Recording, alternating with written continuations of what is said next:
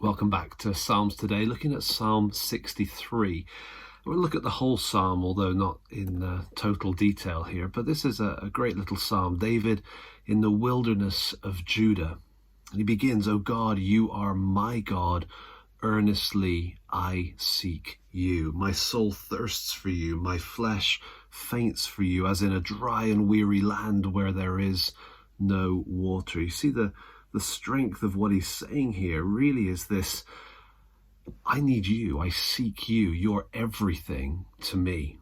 My soul thirsts, the language here is so strong, my flesh faints for you.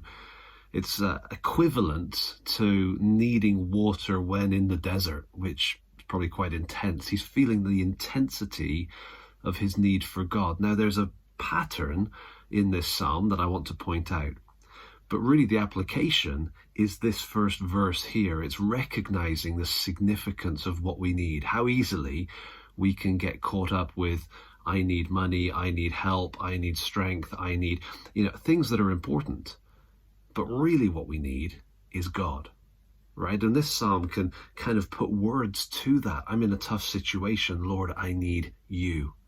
Now the rhythm that I want you to see here is that David, as he goes through this, he switches between past and future. And so take a look at verse 2. I have looked. There's a switch here in terms of the tenses. I have looked upon you in the sanctuary, beholding your power and glory. He's remembering a former time.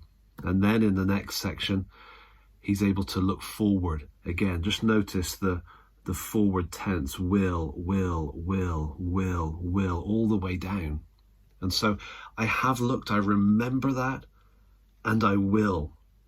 He looks forward with confidence. Why? Because your steadfast love is better than life. That's reinforcing that sense that what we need is God more than anything else. Your steadfast love is better than life, so my lips will praise you. So I will bless you as long as I live. In your name I will lift up my hands. My soul will be satisfied as with fat and rich food, and my mouth will praise you with joyful lips.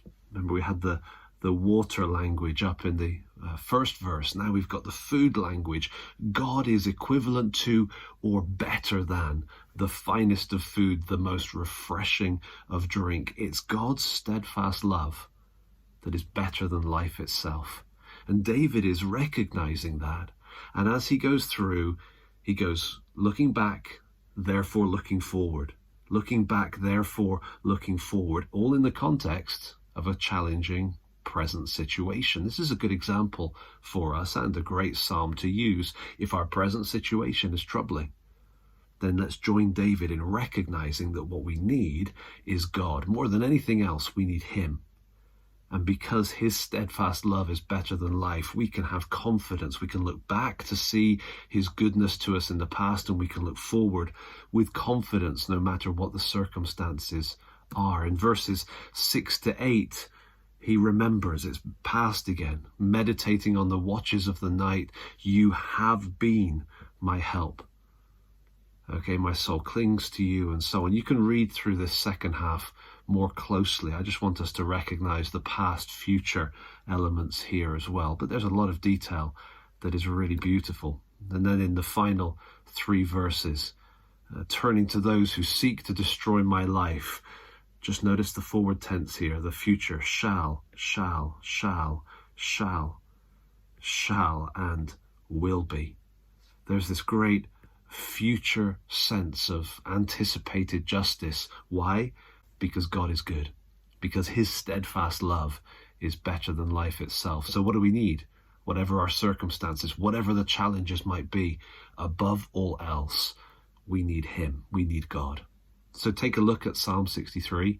Allow it to minister to your soul, perhaps to stir you to pray that prayer in your circumstance, and then maybe share it with somebody else who could also benefit in the same way.